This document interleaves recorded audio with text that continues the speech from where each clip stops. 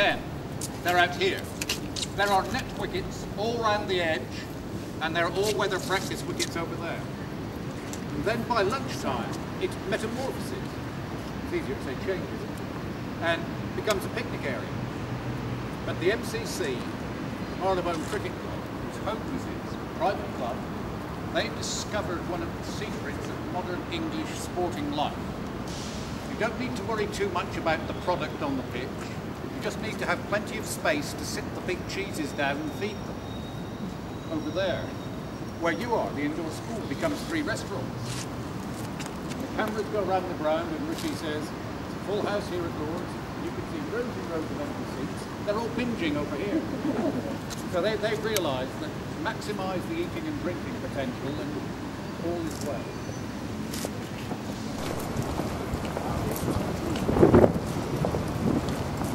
You can see something about the ground. This is the best view to see it. The ground is not level. It is 8 feet 6 inches higher on the boundary to your right, my left, than it is down there. I'll tell you about the reasons for it when we're in the drive. But just remember this tremendous slope, and it's unique for an international cricket ground sloped like this. You can see, you asked about Father Time, and there he is. He said that, he swings round so you can't see it. There's Father Time with his scythe, he's taking off the veil. More about him when we're in the drive. But you can see the new architecture. Victorian Pavilion, where we'll be in a moment.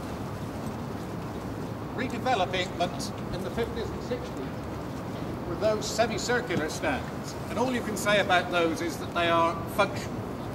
They are amazingly mundane. And the MCC, private club, reactionary membership, but forward-looking committee, decided something bolder had to be done, and we had the Michael Hopkins mound stand. With its wavy roof, some of the members thought it looked like a bed of enchanted village, but then Prince Charles said he liked it, and that reassured them. The seats are not black, they're covered in dustbin lines. You can see the executive box. The Nick Grimshaw grandstand. If you sat in the old one, you'll know how good that one is. Nick designed Camden Town Sainsbury's, but he's improved since then. And above us, the astonishing media centre. Let's head on round into the drive when we get rained on. But remember the slope. Sat in these seats for the World Cup final, so easily won by Australia. These seats in which you're sitting would have cost you for the day £100. If you sit in here for a test match, it's for the first 4 days £50 a day. And these seats sell. They sell straight away. It's a good view. It's so much better than the old grandstand, where 43% of the people who sat in it had a restricted view. The architect was asked to provide something where more or less everyone could see. And you've also got, compared with other grounds of the nation, plenty of legroom. This is our largest cricket ground. 30,000 is the capacity. No other English ground tops 20,000. Our Australian friends will be thinking, that's remarkably tiny. Melbourne gets in 100,000. If we had any friends from India here, they'd be laughing contemptuously, because Eden Gardens, Calcutta, 130,000. But only cricket happens here, on this vast, expensive, bit of a very favoured area in North London. By mid-September, the cricket's ending, and it doesn't start again till the end of April. Only cricket takes place here. So it's very much a cricket ground, not a stadium. Those of you who may have been here over 10 years ago may have sat on the grass behind the ropes, may have squeezed up in benches on those stands. The law doesn't allow that to happen now. Everyone has to have a seat. In my view, we've lost a fair amount of the atmosphere because of that. But on the other hand, access is easy and it's tremendously safe. Though the only time there have been any problems here is when Eton play Harrow. That's the only time the police have been called.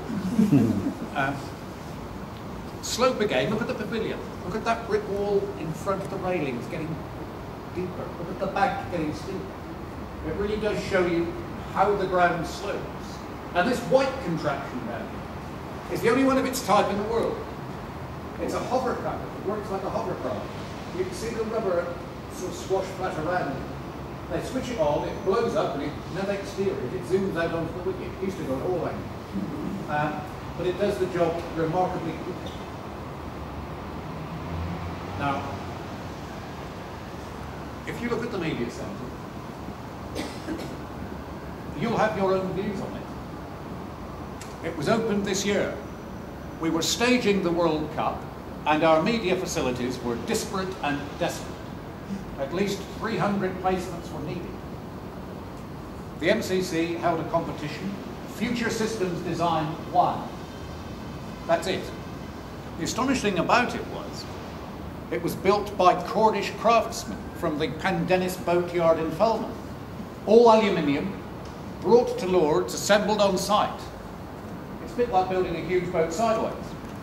But that holds the press at the bottom, TV and radio people at the top.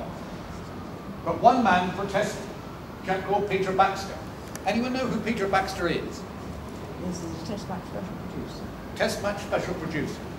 And Peter said, yes, we work in a slum. They work from behind the flagpole, the glass area up there.